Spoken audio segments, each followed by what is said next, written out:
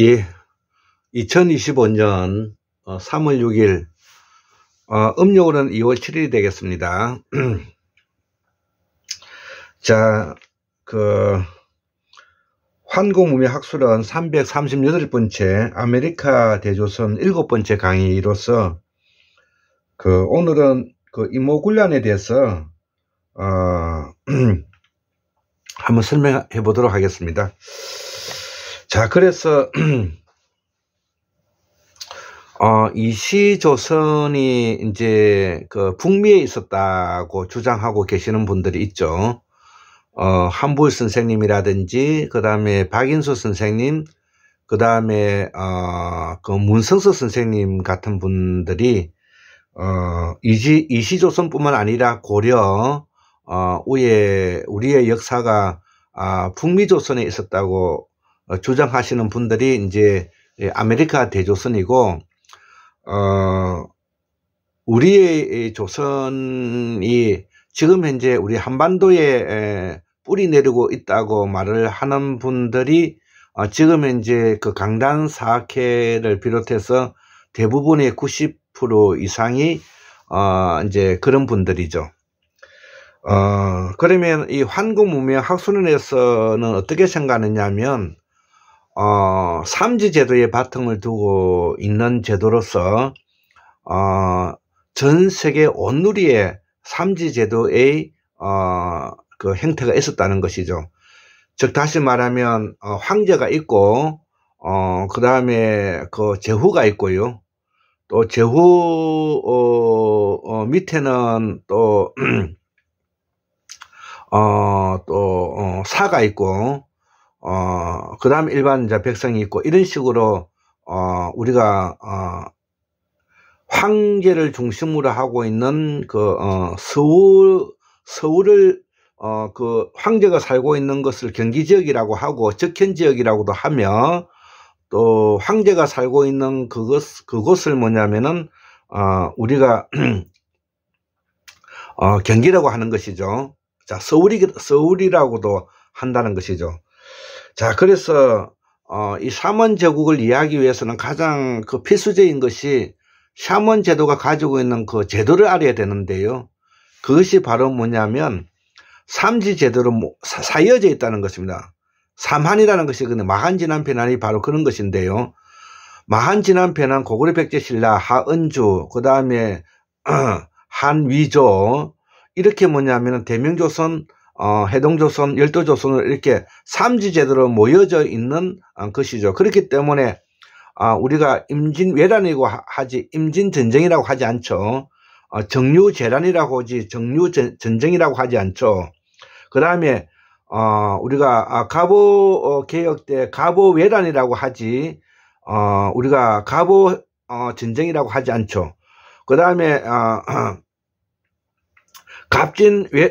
전쟁이라 하지 않고 갑진왜란이라고 하는 이유가 다 그런 것입니다. 그렇기 때문에 이 기본적인 틀을, 개념을 이해하지 않고서는 우리의 한국사를 들여다보는데 한계가 있다는 것입니다. 자, 그래서 이시조선과 삼원제국은, 대한제국은 전혀 다르다는 것입니다. 그래서 이시조선은 그야말로 뭐냐면은 전주 이시가 왕으로서 뭐냐면은 전제 왕권국가를 가지고 있고, 이들은 사직단의 제사를 지내는데, 이 사직단의 제사를 지내면서도 황제의 자리에 이제 추앙받는 사람이 단 둘이가 있더라는 것이죠. 세조가 그렇고 고종이 그렇다는 것이죠. 그래서 이 대한제국은 황구단에서 하늘의 제사를 지내는 것을 우리가 제사라 그러죠. 여기서도 지사와 제사는 다른데요. 제사는 임금이 하늘의 제사를 지내는 것을, 황제가 하늘의 제사를 지내는 것을 제사라고 하고, 일반 백성들이 분묘에 지내는 제사를 지사라고 합니다. 지사. 자, 영남 지방에 가면은 지사라고 하지 제사라고 하지 않습니다. 자, 그리고요, 이 환공무명학술론의 연구에 의하면은 이 대명조선, 해동조선, 열도조선의 이 샤먼 제국이 대표 인물로 임명되고 있음을 우리가 알 수가 있고, 이 말은 대삼한 제도의 삼지 제도 형태로 운영되며, 여기에는 용궁정과 행랑, 성년, 성인, 샤먼들이 모여 나라의 방향을 정해주는 원탁회의 형태라는 것을 알 수가 있다는 거예요. 그렇기 때문에 샤먼 제도는 골품 제도를 바탕으로 하면서 원탁회의, 화백제도, 만장일치가 여기 핵심적인 것입니다.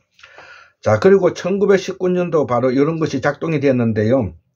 1919년 3월 1일 기미독립선언서에 담겨있는 내용과 앞으로 해야 할 방향인 민주공화정을 상해 임시정부를 통해서 대한민국으로 우리가 정부 수립되었다는 것이죠. 그렇기 때문에 대한민국 국호의 유래와 민국의 의미는 샤먼 제국의 바탕을 두고 있는 대한제국에서 출발했다는 것입니다. 자, 그렇기 때문에 대한제국인 샤먼 제국을 우리가 공부를 해야 되는 것입니다. 50년 정도의 시간이 이게 이제 샤먼 제국의 시기인데 1897년에서 1948년까지 약 50년 동안의 이 샤먼 제국, 대한제국의 역사를 지금 설명하고 있는 것입니다. 자, 그래서 1919년 3월 1일 기미독립선언서가 매우 중요한데요. 이것이 바로 우리의 샤먼들이, 행랑들이, 독립투사들이 여기에 뭐냐면은 그 지침서를 정해주었다는 것입니다. 그래서 1919년 3월 1일 기미독립선언서에 담겨 있는 내용과 앞으로 해야 할 방향인 민주공화정을 상해 임시정부를 통해서 대한민국으로 정부 수립되었다는 것이죠. 자, 그래서 지난 우리 샤먼제국, 대한제국의 행랑, 화랑, 독립투사를 우리가 이 5가지 분파가 있다 했죠. 우리가 다시 한번 말씀드리겠습니다. 친서공산주의 학파, 그 다음에 친중위정학파, 친일개학파, 자주민족주의 학파, 친미기독교 학파, 이 5 분류가 오늘날의 한국인의 탄생의 원료가 되었고 이 다민족으로 이루어져 있다는 것입니다. 현재 북한, 대한민국, 조선족 이 세 가지로 지금 나눠져 있는 것이죠. 를 삼지제도에 천하 일가가 분리된 것을 연방제 형태로 통일하면서 대명조선, 중공, 그다음 해동조선, 조선, 그다음 열도조선, 일본을 호의 평등의 원칙에 따라서 국가체제를 정비해야 한다는 것입니다. 현재 해야 할 당면한 과제는 대한민국, 북한, 해외 조선인을 삼원일통해야 할 때다 이거죠. 자, 그래서 우리가 삼지제도의 바탕을 두고 있는 대한민국, 북한, 그 다음에 해외 조선인을 삼원일통하여 앞으로 연방제 형태로 통일을 해 나가야 된다는 것입니다. 앞으로 조선의 행랑들은 이것을 잊어서는 안 될 것이다. 자, 그래서 자, 오늘은 인문군란까지 이제 강의를 할 것인데, 그래서 샤먼 제국의 형태는 골품제도, 만장일치 원탁회의, 여기 핵심입니다. 만장일치 원탁회의, 그래서 1919년 3월 1일 기미독립선언서에 우리가 선언서에 우리가 사인한 33인이 바로 이런 5가지 아까 분파에서 세계 온누리의 독립운동을 하고 있는 행랑들이 와서 이것을 뭐냐면은 결정하고 했다는 내용이 되었습니다. 이것을 지금 현재도 우리가 잘 작동하고 있다는 것을 보여주는 것입니다. 요번에 윤석열이가 친위 쿠데타를 했을 때도 우리의 뜻있는 젊은이들과 지식인들, 시민들과 보좌관들, 국회의원들이 일사불란하게 뭐냐면은 이것을 나라의 위태로움에서 구해낸 것이 바로 이런 것입니다. 자, 그래서 이것을 바로 우리 한국인이 대단하다는 이야기를 하는 것입니다. 자, 이러기 위해서는 우리가 대한제국의 가장 있었던 일 중에서도 제일 먼저 있었던 1882년도에 임오군란부터 한번 설명을 해보고자 합니다. 자, 그래서 임오군란은 구식군대와 신식군대와 충돌인데 이걸 별기군이라 하죠. 신식군대를 별기군이라 하는데 1882년대 고종 19년에 이 음력으로 6월 9일에 구식군대가 별기군 근대적 근대이죠. 이 별기군은 와의 차별 더위에 항의하여 조선 왕조를 상대로 집단으로 일으킨 군사반란이라는 조선 왕조를 상대로 일으킨 군사 사건이다. 군나 비리 저지른 민겸호, 명성황후 등을 제거하기 위해서 구식군대들과 납세자인 백성들이 저항권을 행사한 내용이라는 것이죠. 자, 그 당시에 이 시조선의 문제점을 이야기하고 있는 겁니다. 특히 구식군대의 오영을 폐지하자 별기군은 이거 무위영과 장의영인데요. 별기군 창설의 군제개혁이 단행되자 구오영 소속의 군병들의 불만이 고조되었다는 것이죠.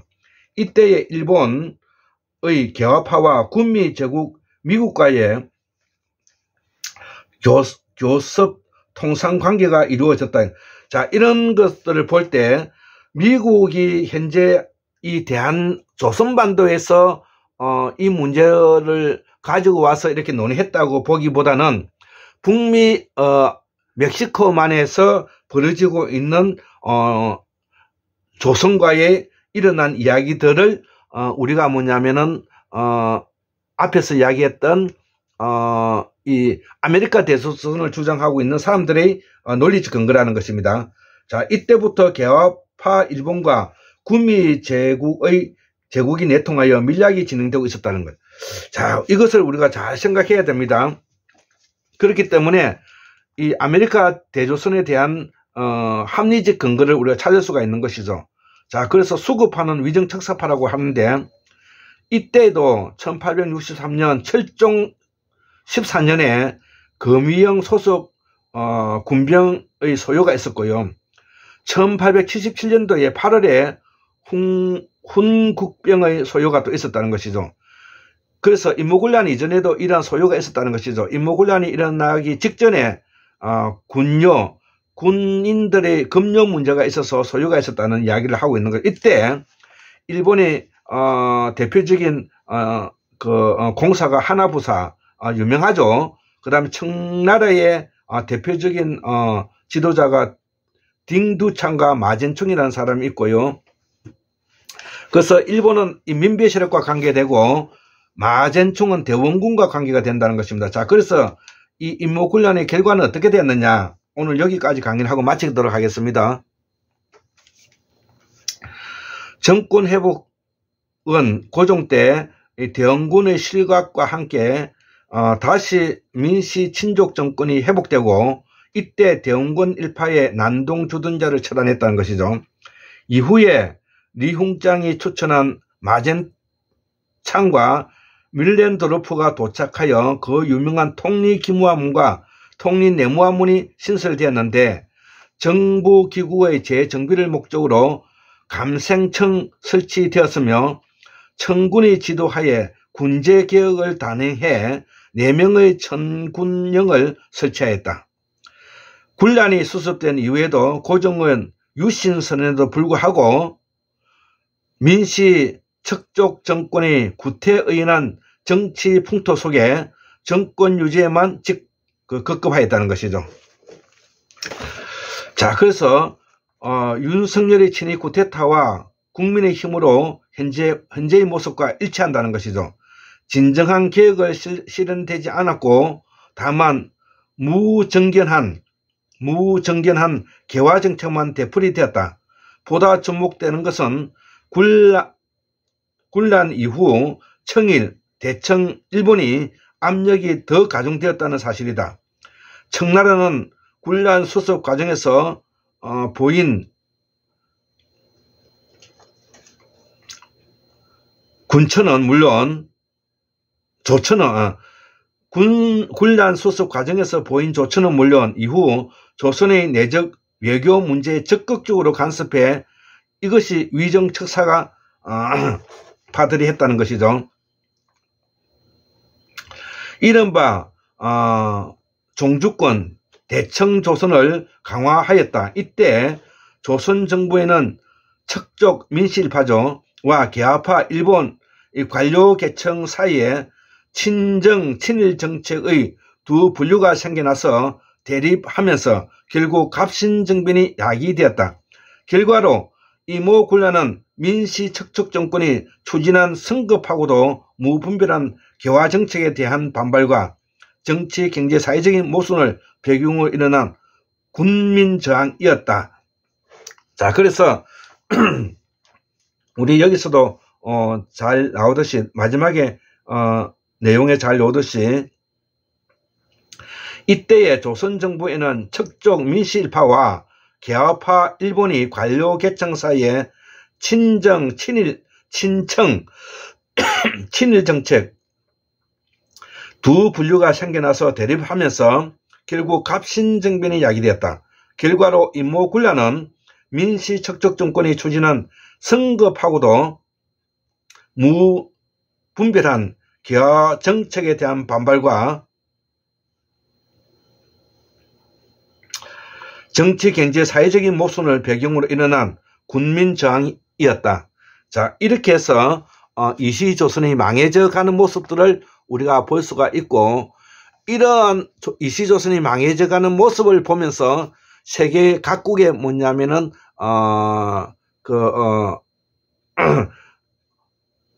행랑들, 삼원제국의 지식인들이 모여들어서 대한제국을 만들어 가고 있다. 이런 내용을 오늘 설명하고자 이 강의를 하게 되었습니다.